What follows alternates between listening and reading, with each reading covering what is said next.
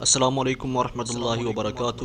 امید ہے مزاج بخیر ہوں گے۔ آج کی ویڈیو اس شخصیت کے بارے میں ہے جس کی اہمیت، وقت، مرتبت اور منزلت ہر شخص کی زندگی میں بہت ہی نمایاں ہے، اور وہ شخصیت ہیں والد، جنہیں ہم ابو بھی کہتے ہیں، ابا بھی کہتے ہیں اور بابا بھی کہتے ہیں۔ سو آج کی ویڈیو ان کے نام۔ دنیا تپتے صحرا کی تمثیل ہے جس پر سورج کا آگ برسانا لوگوں کی ستم ظریفیوں کا نمونہ ہے۔ جب یہ ساری چیرہ دستیاں بدن کو جھلسانے اور پیروں کو آبلوں سے بھرنے کا دم بھرتی ہیں تو عین اسی وقت ایک شخص اپنے سایہ دار جسم سے ان کا دم نکال دیتا ہے، جو اپنی اولاد پر آنے والے تنگی، پریشانی اور احساس کم تری کے زہر آلود تیروں کا نہ صرف دفاع کرتا ہے بلکہ اولاد کے حصے میں آنے والی زمانے کی تلخیوں کے بھالوں سے بھی خود لہو لہو ہو کر اپنے بچوں پر خراش تک نہیں آنے دیتا۔ ماں کے قدموں میں جہاں جنت کو ڈھیر کیا گیا وہیں انہیں جنت کا دروازہ کہا گیا، یعنی بندہ تب تک جنت میں جا ہی نہیں سکتا جب تک دروازہ نہ کھلے۔ اللہ کی رضا کو ان کی رضا میں مضمر کر دیا گیا۔ اب ایسے میں اس سے زیادہ بدبخت کون ہوگا جو اس عظیم ہستی کا دل دکھائے، ان سے بات کرتے چلائے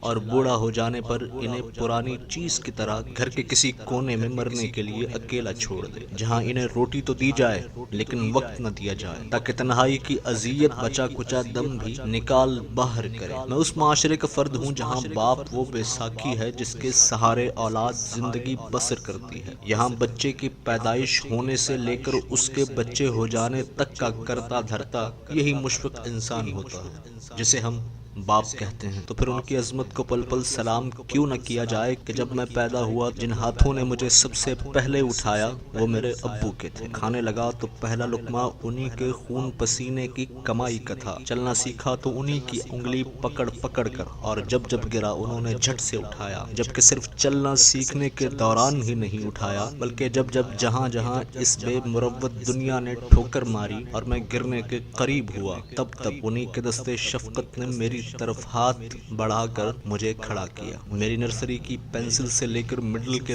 پین اور اس پین سے لے کر یونیورسٹی تک آنے والے تمام تر تعلیمی اخراجات کی ایک ایک پائی بنا کسی پریشانی اور اکتاہٹ کے ادا کی۔ حالات ناسازگار بھی آئے مگر جب جب فیس بھرنے کا وقت آیا ابو نے لاکھ جتن کر کے بھی خندہ پیشانی سے تمام فیسیں بھری۔ کیا ان جیسا بھی کوئی عظیم انسان ہوگا؟ اولاد کی اچھی پرورش، تعلیم اور تربیت کے لیے وقت کی چکی میں پس جانے والا اور اپنی شیر جیسی جوانی کو بچوں کے لیے رول کر بوڑھا ہو جانے والا، اپنی پرواہ کیے بغیر اولاد کی فکر میں گھلنے والا، اپنے پرانے کپڑوں کو نیا کہہ کر بچوں کی ایک ایک فرمائش پر جان چھڑکنے والے کا بھلا احسان چکائے بھی تو کون؟ اس کے لیے زندگی کا لمحہ لمحہ تیاگ کر ان کے لیے جینا ہی اصل جینا ہے، نہ کہ سال میں ایک دن کی ہلڑ بازی کر کے نیک اولاد کا تماشا کر کے یہ سمجھنا کہ ہم نے ان کا حق ادا کر دیا، کیونکہ جس معاشرے میں ان سے دن منسوب ہے وہاں 18 سال کی عمر میں اولاد اپنے اخراجات کی خود ذمہ دار ہوتی ہے،